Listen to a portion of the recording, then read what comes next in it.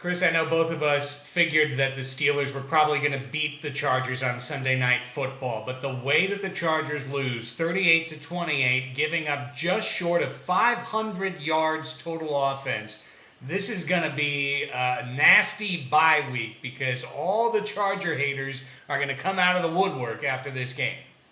Well, first of all, both of us did not expect the Steelers to beat the Chargers on Sunday Night Football, Craig. I thought the Chargers would beat the Pittsburgh Steelers. And the reason I thought the Chargers would beat the Pittsburgh Steelers is because the Steelers don't have a running game like they used to. Oops. Really? I guess they do. And again, I guess everybody does, when they're facing the Chargers. I mean, this is 4 games in a row now, Craig, and Jamal Williams being out is a blow that I don't know that they can overcome. We talked about this after, he got hurt in week number 2. It's you can win a few games without Jamal Williams, right, but can you win a Super Bowl? Can you compete for a Super Bowl without Jamal Williams? I mean, tonight you're playing a playoff Super Bowl level team, and you see what happens. I mean, the Pittsburgh Steelers offensive line obliterated the San Diego Chargers. Stephen Cooper and Tim Dobbins must have got run over by that big Samoan guy from Utah with the hair hanging out the back of his helmet, that big guard. They must have been buried by him at least 4 or 5 times each. And it was just a decimation by Pittsburgh against the Chargers defense. And we saw the same thing with Oakland, saw pretty much the same thing with Baltimore. We would have seen the same thing from Miami, except Miami was just too stupid to keep running. They had to take the Wildcat out and bring Chad Pennington in to stop their own drives. But, yeah, just about anybody can run on this defense right now, and if Pittsburgh did it tonight. Well, and the Chargers, Chris, I completely agree with you in that they have not allowed less than 130 yards rushing in a game yet this year. So the Chargers right now statistically are the worst running defense in the National Football League. But I want to approach this a little bit different way defensively, because to me what the Steelers did in this game, and if you look at the first half in particular, they did the same kind of thing that we've seen the Patriots do against the Chargers, and that is spread them out and carve them up. And that's what the Steelers did last year to the Chargers, and it's what they did tonight as well. 2nd down and long becomes 3rd and 1 every time, because they run those underneath bunch patterns, and 4 guys go out and curl, and everyone's confused and pointing at each other. And here's the other thing about the Sunday Night Football game. Antonio Cromartie was targeted by the Steelers from play number 1 when they went after him and Santonio Holmes beat him one-on-one. And Cromartie got destroyed on Sunday Night Football, exposed, destroyed. The Chargers' pass defense was obliterated, and that led to the run defense being obliterated, although the run defense is bad too, and I agree with that. Well, we've talked about you can pass to set up the run, and it was my message to Norv Turner, that he, like he really listens to me. But I thought the Chargers' offensive attack tonight needed to be exactly what the Steelers' offensive attack was, and that was, look, the Steelers were having trouble running the ball coming into this game, so Mike Tomlin didn't wait around, and say, well, let's get that thing established. He said, no, let's just spread it out, and let's go down the field with Roethlisberger, and that's what they did the first 2 drives. And then, once they did that, then they could turn to the run because they had the Chargers running around.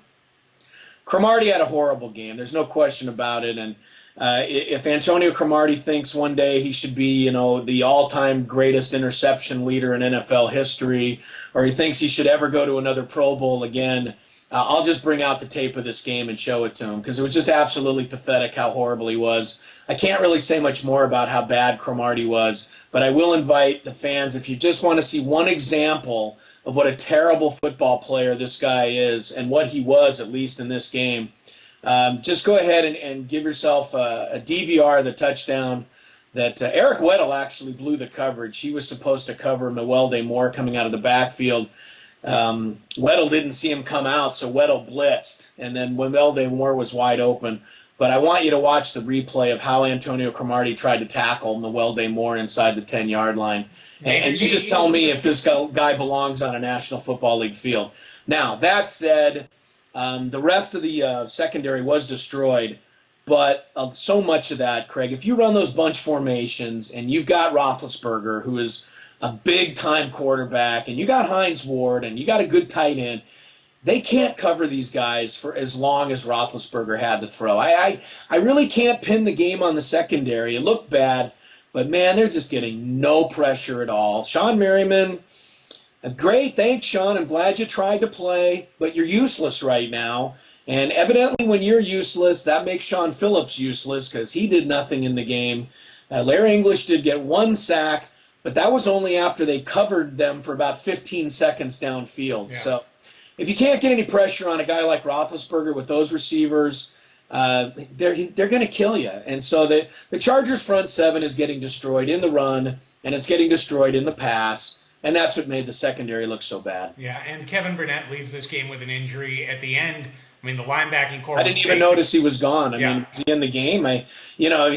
That's bad when you get taken out of a game and we don't even notice you're gone. Well, I mean, by the end of the game, the linebacking core was basically Dobbins and English. I mean, that was about all the guys they had left out on the field. So it's going to be another bad day on the injury front for the day after press conference as well. But, Chris, you know and I know what everybody in this town is going to be talking about for the next 2 weeks, and that's fire Norv Turner.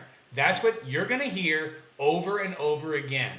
And I know that there are Norv bashers out there, and you can make a long-term, consistent argument about whether you think that he is the right guy for the job, whether he's an exaggerated offensive coordinator, but for all these people to be coming out 4 weeks into the season, fire Norv, Norv's the reason why it's wrong, Norv didn't prepare this team, Norv doesn't have it, it's so easy to blame everything on the head coach. It's the easiest thing any fan can do. Every drunk in La Mesa can blame Norv Turner for the Chargers losing a game. It goes beyond that. The West Coast is back, better respect the name. It's the San Diego Chargers, feel the lightning bang. Kill the hype, we reign, SD running this game. This is 619, straight born and raised.